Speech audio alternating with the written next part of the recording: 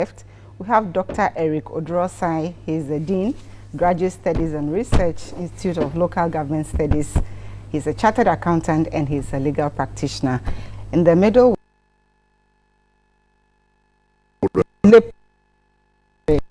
Alaji M.N.D. Jaula. He's the Director Otumfuo Osei-Tutu, the Second Center for Traditional Leadership, UPSA. On my immediate left, we have Dr. Alhassan Suleimana Anamzoya. He's a Senior Lecturer, Department of Sociology, University of Ghana, Legon. Welcome, gentlemen, to Agenda. Thank you very much. We'll start with you. You have called for chiefs to be more active in governance. And we know the 1992 Constitution bars chiefs from getting involved in active politics. Why are you calling for this now? Yeah, the Constitution is not totally sacrosanct on what appear to be our inalienable rights. Everybody has rights. That is my difficulty. You know, just as the Queen has rights. And so how does she, that's the Queen of England and the heir of our Commonwealth has rights. So what happens is that she is not able to mount a platform, but when a Prime Minister is appointed, she's the first person to endorse. When they go to read the budget, they say it comes, that is the Queen's budget, and every statement comes out of the Queen, at least out of, I mean, some respect is given.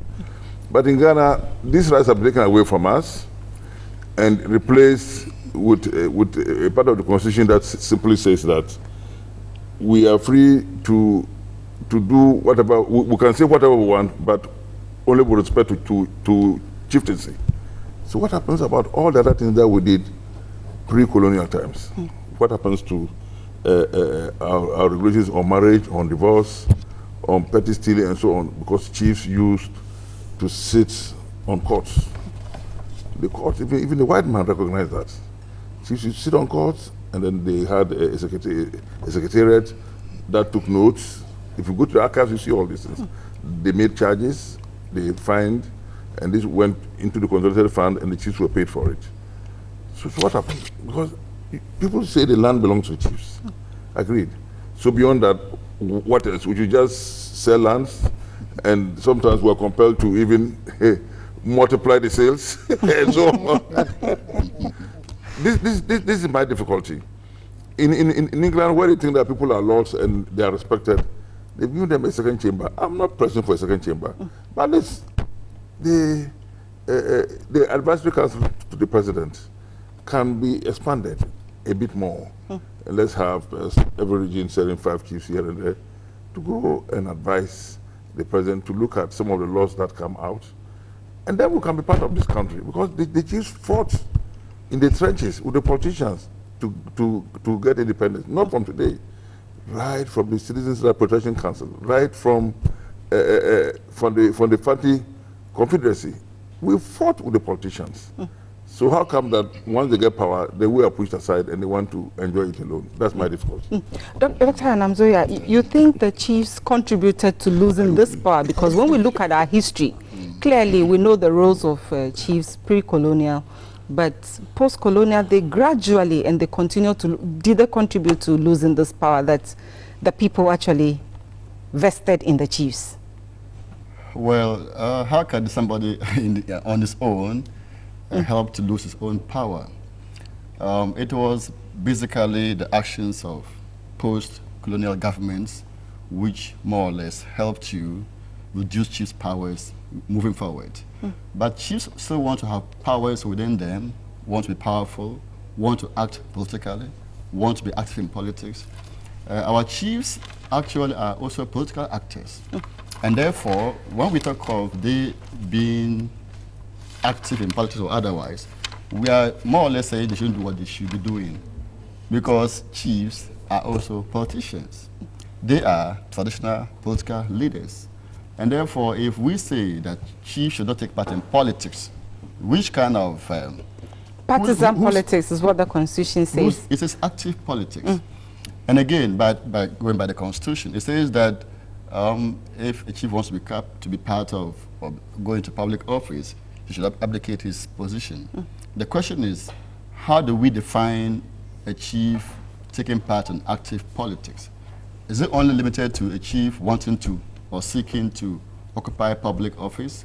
So that's also a point that we need to discuss clearly, because the constitutional provision that talks about their being in politics is not very clear. And for instance, chief goes to give support to politicians, declare support for them, mention figures for them, you get 80%, you get this percentage. Is that active politics? You tell us. By the Constitution, it's not because active the politics. chief is supposed to be neutral. Yes. Supposed to be neutral because he governs over a He's group of people he's a with. political actor. But he governs over a group of people That's with part different. of politics. Who gets what, when, and how? So they are doing politics, and we can't put, I mean, have we, for instance, charged any chief for violating the Constitution? Because we can't pin them down. By this Constitution, they haven't done anything wrong. No chief has come and said, I'm going to Parliament, I want to seek political office, I'm going to Parliament. No. They are just acting as political actors. The same politicians are those who are pushing them to do what they are doing. If you are in your palace and comes in a politician, he comes not to say hello to you, but to seek your opinion on his political status. Are you in for me or against me? When chiefs say, I support you, I give you this percentage in my kingdom or my chiefdom, sometimes they are basically pushed to speak, to declare their positions as far as parties are concerned. When they do so, it can be controversial, but they do so in response to the political situation that comes before them. Dr. Adrosai, the Constitution versus what the chiefs, if a chief promised you 80% or 53%, as we have heard some chiefs promise both NDC and MPP in different situations, do you consider this overstepping what the Constitution said they shouldn't do by engaging in active politics, by taking sides with a political party? Not at all. I don't think that they have violated anything in the Constitution. In fact, when you look at our Constitution, specifically Article 11(3), it is clear that customary laws are part of the laws of Ghana, and the custodians of customary laws are our traditional authorities. So it stands to reason that from day one, we should see them as partners in governance, in development, and politics. And this issue was established during the work of the Constitution Review Commission, that active participation in partisan politics by traditional authorities is not well spelled out in the Constitution. So a definition came out that the government should accept that one, so then we can move forward as a nation. That definition, if you permit me, please go ahead. That's active party politics means openly and personally joining or taking part in the activities of a political party by wearing their paraphernalia and associating with the executives and members of that party, mounting party platforms to galvanize support for the party at their meetings, being a card-bearing member of a political party, and also holding an executive position in a party at any level. This is a comprehensive definition. And even when you look at what our chiefs or traditional authorities are doing now, it doesn't violate even this definition. But they are giving word to a particular political party, because if you offer one 80%, then you're saying the others have 20% to share. Yes, but let me also explain that the chiefs, aside from being traditional leaders, they have constitutional rights, they have political rights. They should be able to express themselves as any other Ghanaians. And let us not vote. Vote is sacred. They are human beings. They have feelings. You know, in Ghana, it looks as if we have relegated their roles to the background so much so that we don't appropriately partner them in development.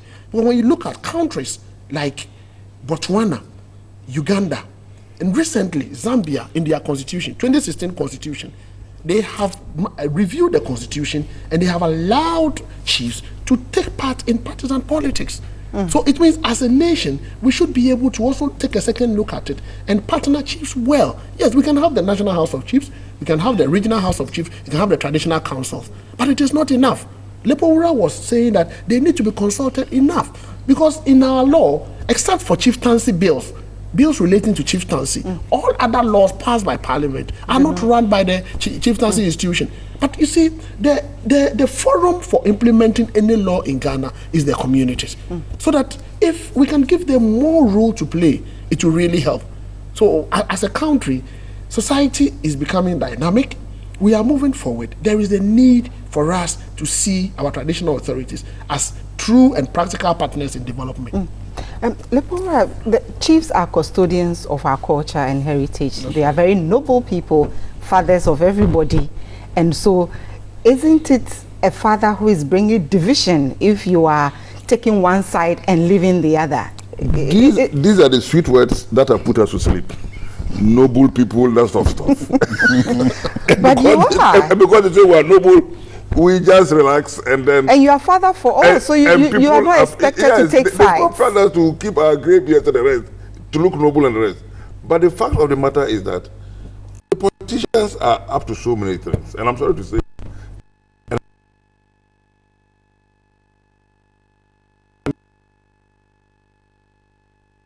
they say, but it does not buy it from becoming a minister. And yet, we don't see any... So he can be appointed, but he is not allowed to be elected.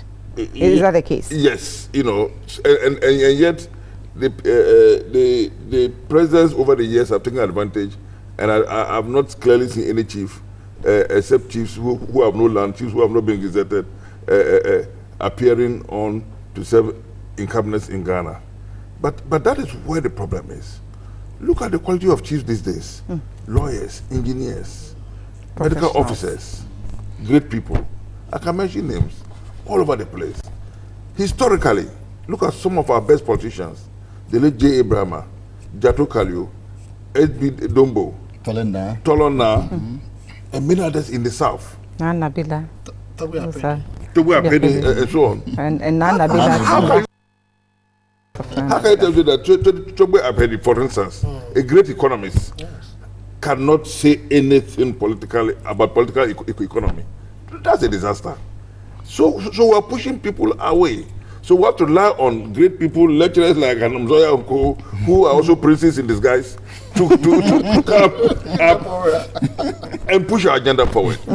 You know, and therefore, when I was a prince, I tried to head a political party. I tried to become a number 2 in a political party.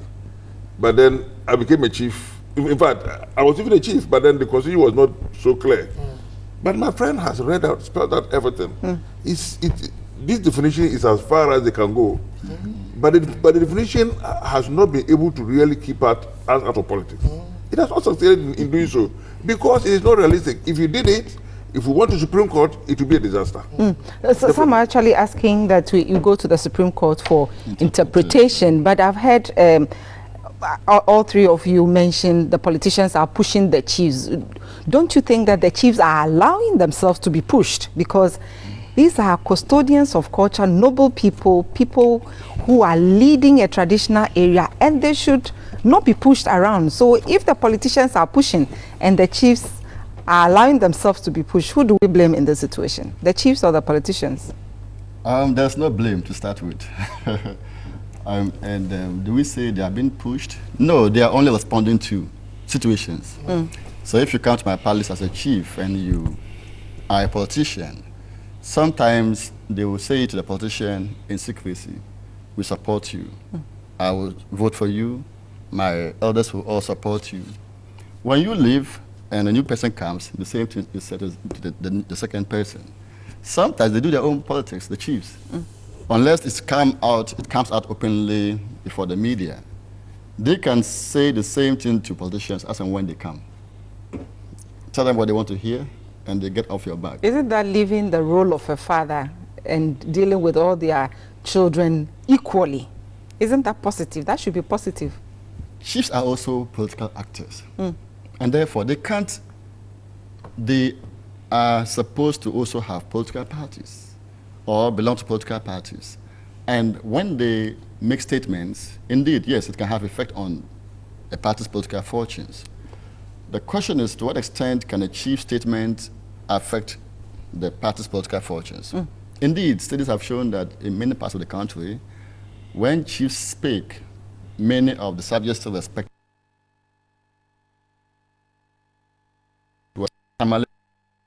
They had a promise for the NDC political party.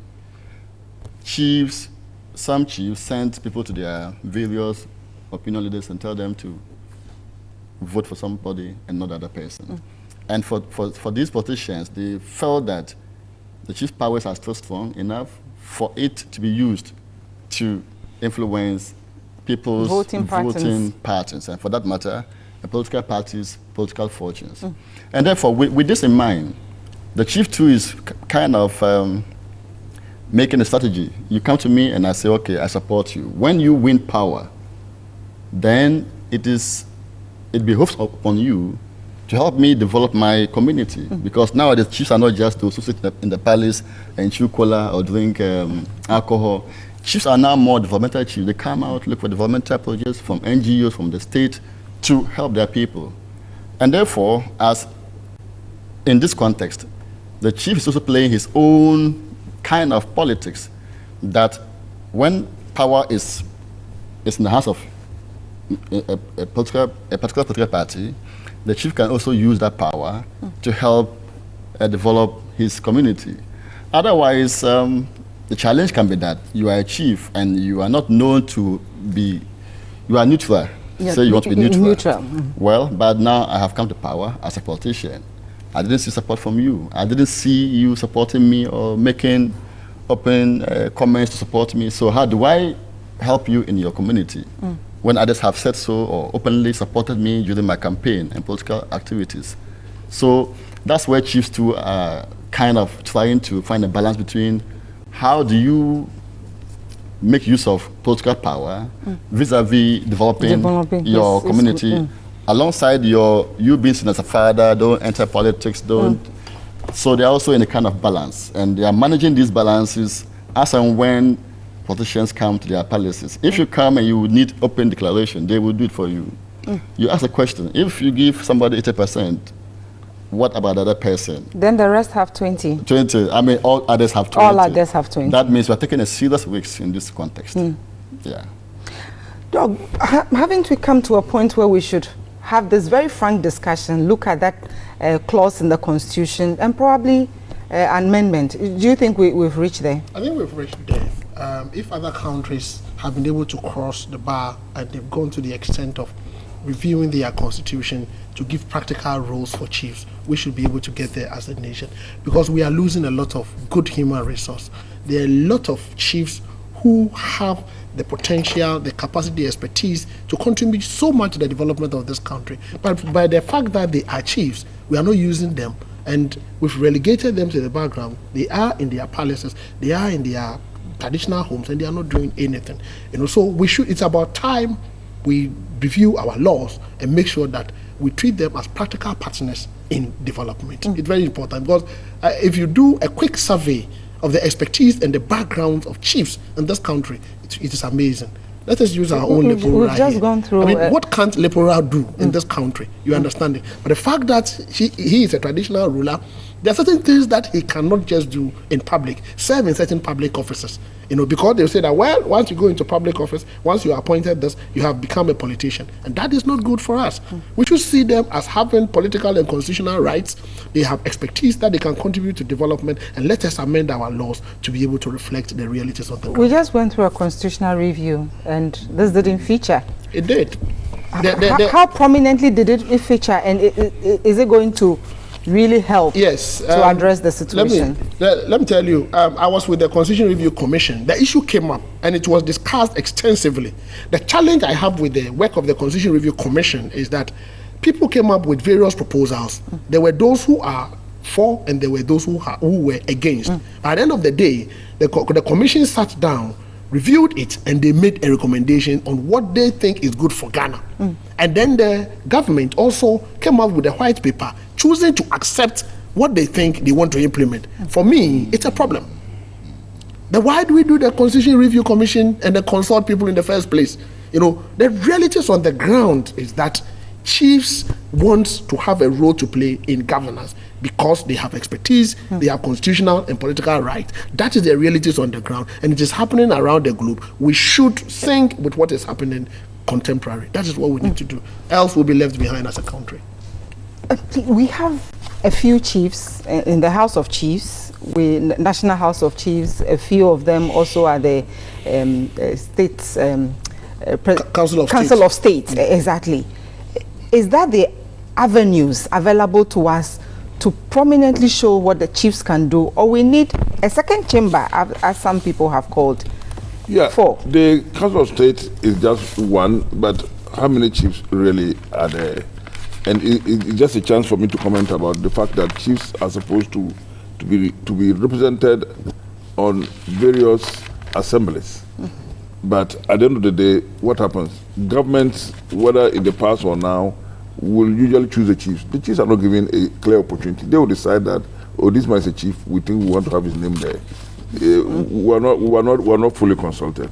Even in that way, we're not fully consulted. Chiefs have been bundled up as public servants, and then we're treated by governments as public servants.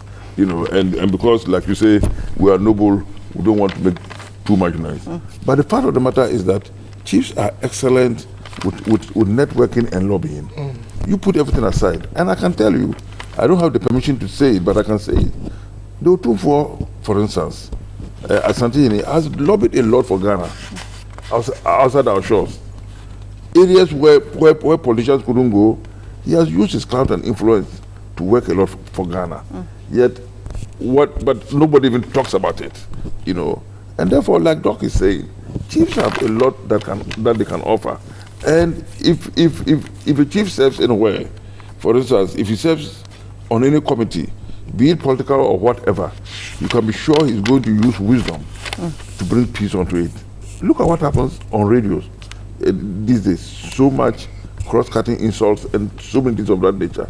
Chiefs will not tolerate it. They will not allow it to happen.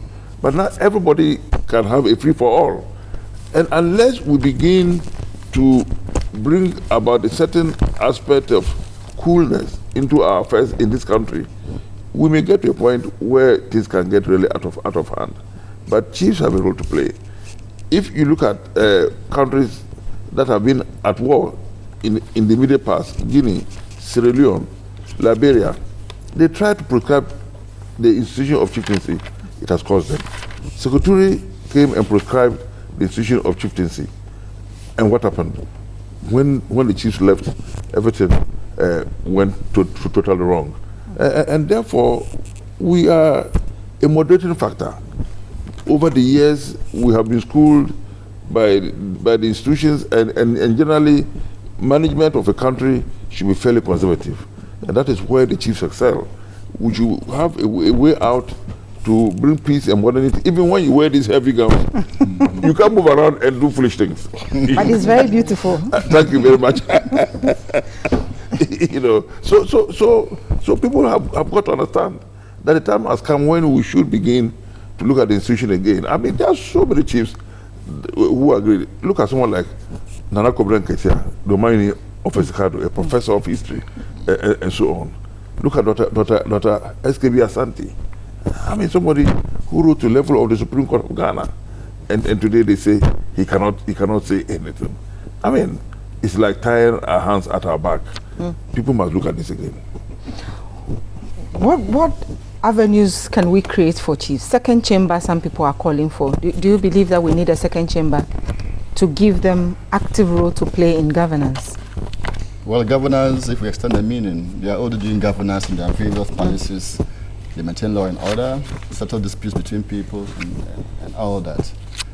Second chamber, the question will be who and who are qualified, if we have one, to be part of the second chamber.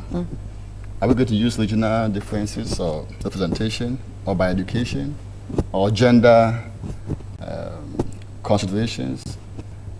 So even though we are looking at avenues for chiefs to be part of governance as an act, but second chamber for me, I'm still not sure how it can work out in terms of how we can get the members constituted in a way that does not bring about other issues of regional issues and religious issues and ethnic issues.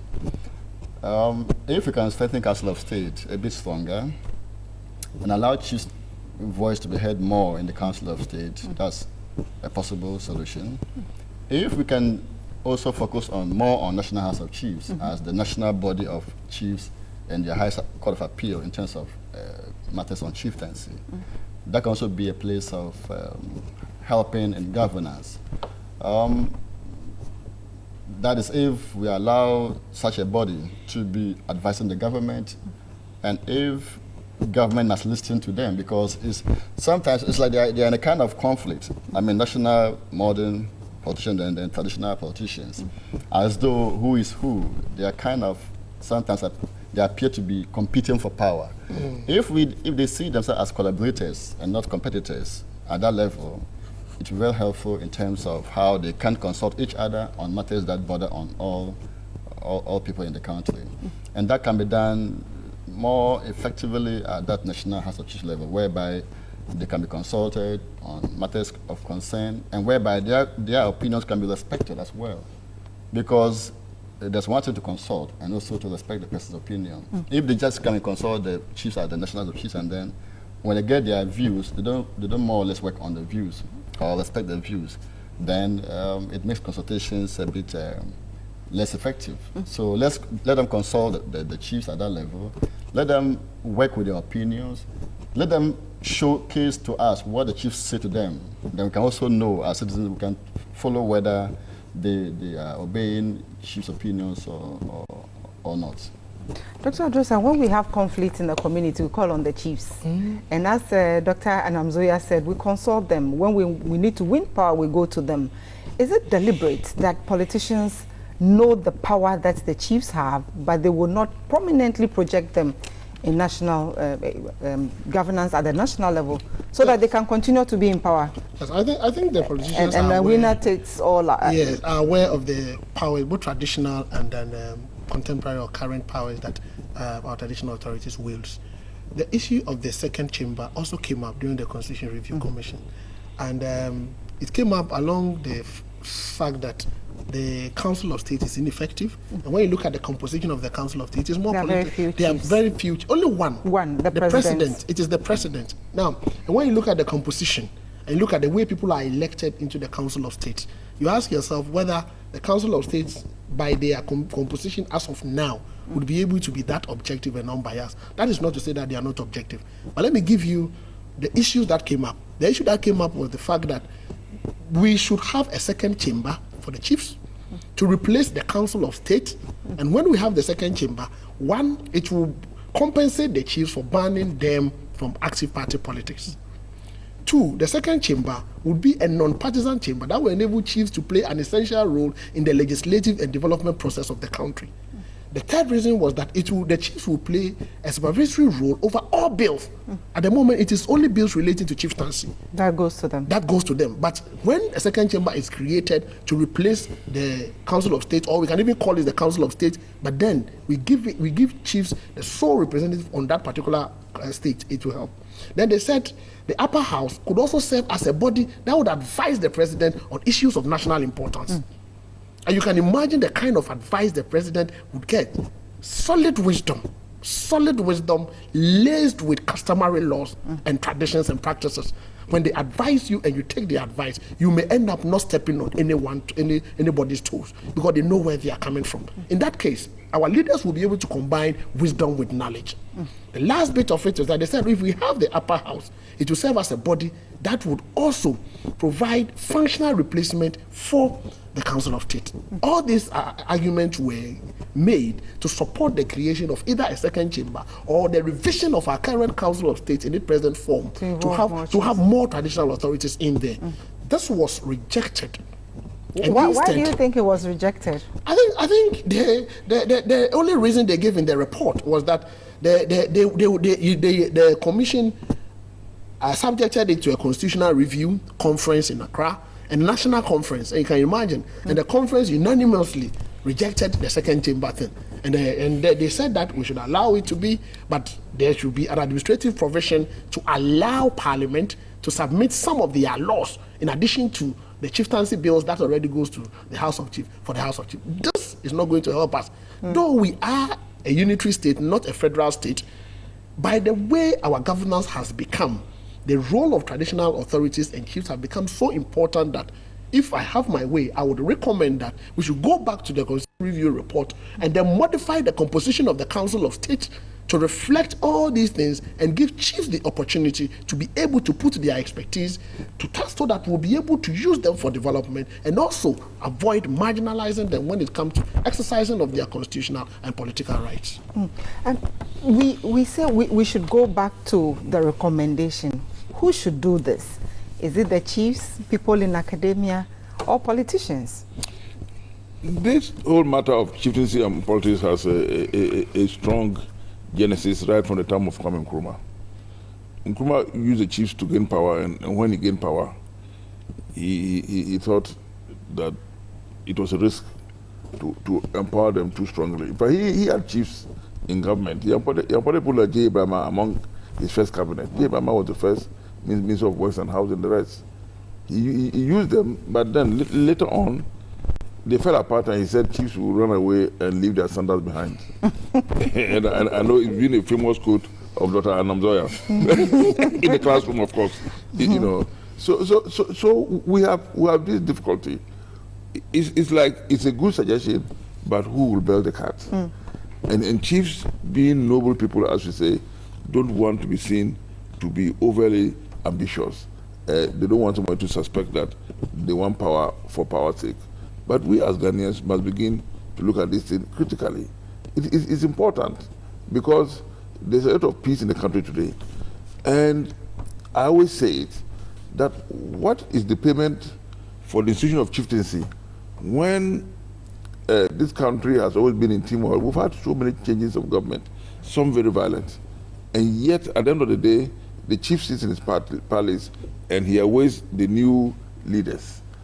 And when the confusion comes, there's so much, the people don't understand things, they run helter-skelter, they come to the palace and the chief says, don't worry, things will cool down. And it does cool down. And then they take over. Then when the coup is okay, they come by helicopter and hop from town to town and tell them, we are now the new leaders, and they shake hands.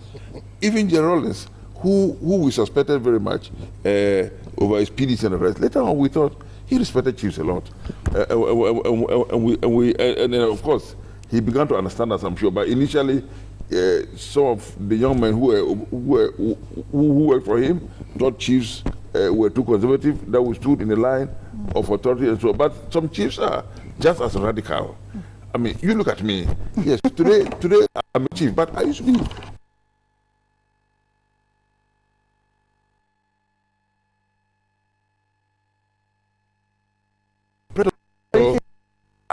I suppose that if I had a chance, I'll lead the students of this country.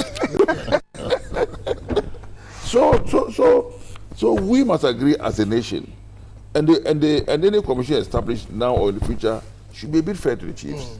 You know, I even think that if we subjected it to a referendum, it might be useful. You know, so that I know that Anonza will not agree with me, but let's do the full hog. Give the chiefs a second chamber and end the matter there. Let's have the full hog.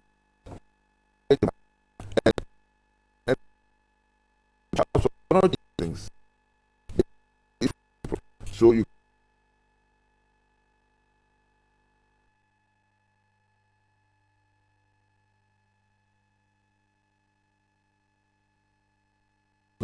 aspects and get at least a comment from the chiefs. They will know that they can also buy into it. But the chiefs are with the people.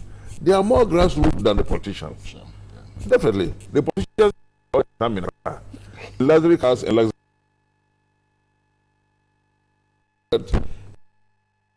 become a paramount chief, because I don't want to leave Accra all of a sudden and then go and live back at home. But the chiefs sacrifice a lot, you know, and people have to understand this and give us what is our due.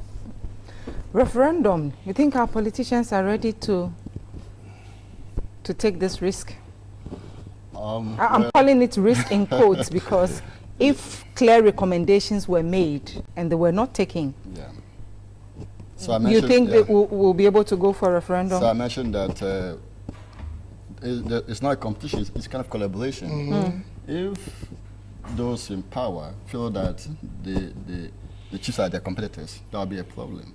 Do they're you all in think governance. Do you think they are seeing them as competition I do. currently? I do. They would, as much as, I mean, otherwise, why do we have all these nice things and they're not coming out from the review commission?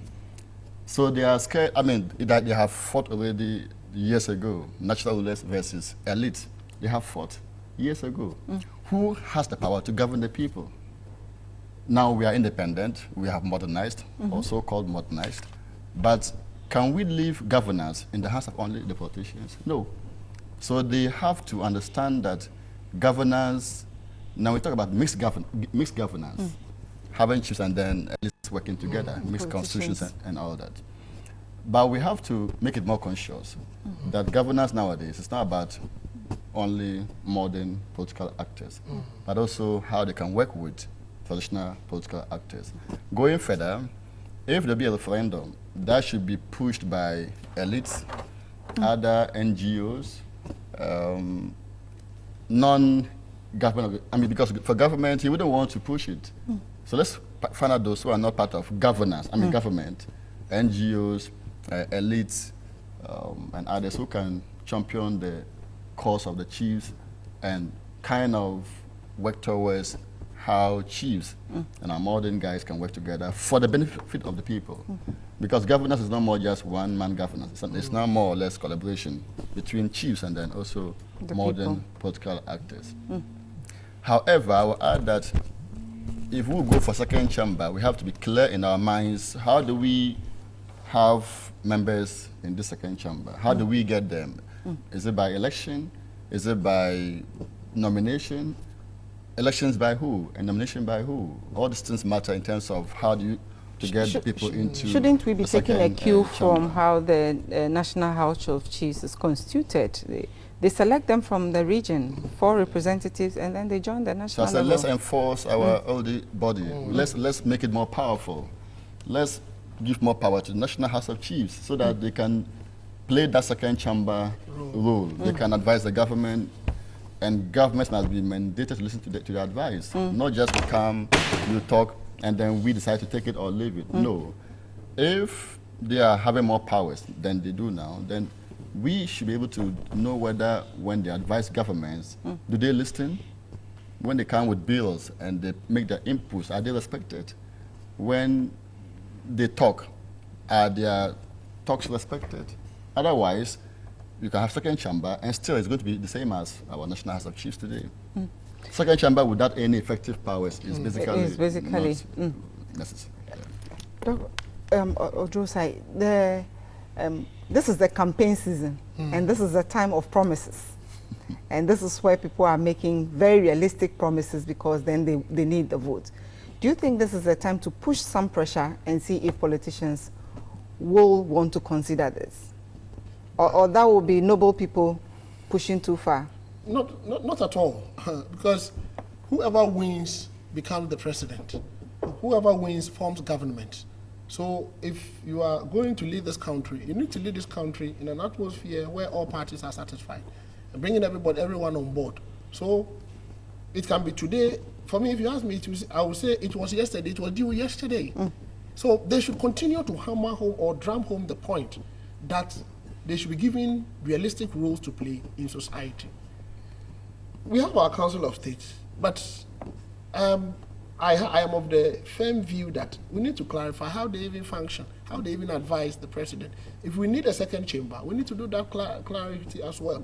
What I am saying is that let us continue to push the agenda. Let us get the various political parties to put it as an agenda item in their manifestos so that when they come to power, they implement it. Even if they don't implement it, they will upscale the extent to which they involve or they collaborate with traditional authorities in governance so that they can give them more say. But it is about time, whether it is political season or not. I don't want to tie it to the political season. The reality is that it is about time we effectively partner with the traditional authorities, give them roles to play from the national through the region to the traditional councils and at the district assembly level. Lepora mentioned an important point, that under the constitution, the government has the right to appoint 30% of the members of the district assemblies in consultation with the traditional authorities. What is the meaning of in consultation? Is it about requesting the traditional council to give you members, or you call them on phone to tell them that I have nominated ABCD, or you give them the opportunity to nominate. We know they go to the regional council, coordinating council as well. We have very few minutes, so 30 seconds. All what I'm saying is that let us be proactive. Let us deal with the realities on the ground. Let us be more practical in our governance by partnering with traditional. We have very, very few minutes, but 30 seconds. Yes. Moving forward, what should we be looking at? We need to have something in the various manifestos of the political parties. That is the reality about the future of the institution of chieftaincy. That's what I can say in 30 seconds.